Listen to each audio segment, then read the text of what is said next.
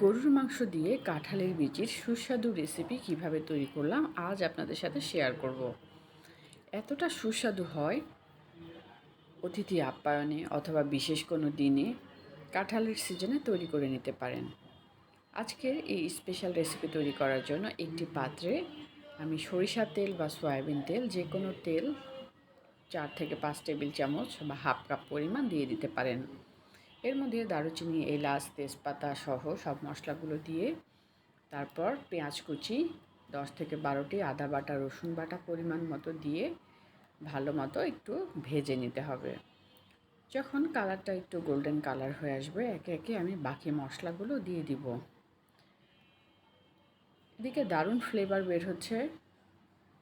দারুচিনি, এলাচ, তেজপাতা সহ সব মশলাগুলো যখন একটু ভেজে নিলাম, আমি এদিকে মশলা রেডি করে রেখেছি। সব মশলাগুলো আগে থেকে রেডি করে নিলে রান্নাটা খুব সহজ হয়।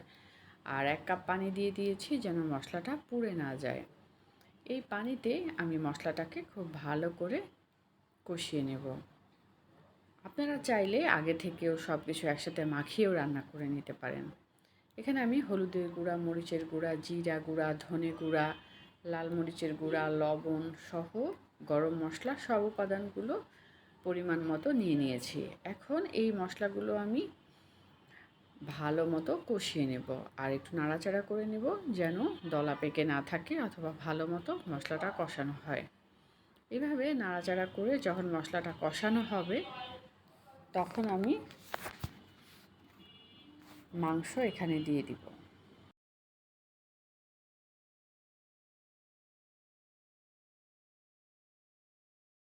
এদিকে কিছুক্ষণ পর বা 5 মিনিটের মধ্যে যখন মশলাটা কষানো হয়ে যায় তখন আমি এদিকে গরুর মাংস রেডি করে রেখেছি। 4 থেকে 5 বার ধুয়ে মাংসটাকে ছোট ছোট সাইজ করে কেটে রেখেছিলাম আগে থেকেই পানি ছড়িয়ে। এবার ভালো মতো মশলার মধ্যে দিয়ে আমি মাংসকে কষিয়ে নেব। এটিকে খুব ভালো করে 15 থেকে 20 মিনিট কষিয়ে নিতে হবে মাংস। যখন মাংস কষানো হয়ে যাবে এবং অল্প পরিমাণ ঝোল থাকা অবস্থাতেই 1 কাপ পরিমাণ কাঁঠালের বিচি দিয়ে খুব ভালো করে নাড়াচাড়া করে কষিয়ে নিতে হবে। প্রথমেই কাঁঠালের বিচি একসাথে দিইনি, তাহলে মাংস কষানো ভালো হবে না। এবং কাঁঠালের বিচি দেওয়ার পরও আরও 5 থেকে 10 মিনিট এভাবে কষানোর পর যখন একদম ভালোভাবে মাংসও কষানো হয়ে গেছে, কাঁঠালের বিচিও কষানো হয়ে গেছে, এদিকে আমি গরম পানি রেডি করে রেখেছিলাম। 2 থেকে 3 কাপ পরিমাণ গরম পানি দিয়ে খুব ভালো করে হাই হিটে সেদ্ধ করে নিলাম।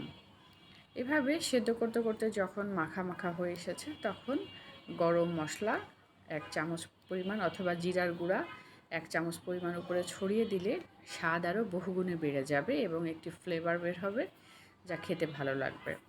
চাইলে আপনারা নামিয়ে নিতে পারেন যদি সেদ্ধ হয়, অথবা আরেকটু মাখা মাখা করতে চাইলে যতক্ষণ পর্যন্ত না পানিটা মাখা মাখা হয়ে যায় বা শুকিয়ে যায় ততক্ষণ পর্যন্ত ওয়েট করতে হবে।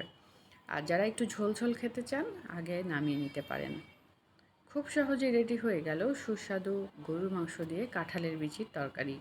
এভাবে গরুর মাংস দিয়ে কাঁঠালের বিচি রান্না করে গরম গরম ভাত বা পোলাওয়ের সাথে খেতে দারুণ ভালো লাগবে।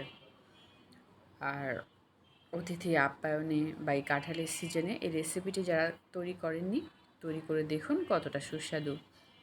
ভিডিওটি কেমন হয়েছে কমেন্ট বক্সে জানাবেন, বেশি বেশি লাইক এবং শেয়ার করবেন। আপনারা কীভাবে কাঁঠালের বিচি দিয়ে তরকারি রান্না করেন কমেন্ট বক্সে জানাবেন। আমাদের সঙ্গে থাকার জন্য এবং ভিডিওটি দেখার জন্য ধন্যবাদ। মাছ, মাংস, মুরগি সহ দেশ বিদেশের বিভিন্ন ধরনের রান্না দেখতে চোখ রাখুন আসপিস কিচেনে। এরপরে আরও নতুন কী কী রান্না দেখতে চান জানাবেন।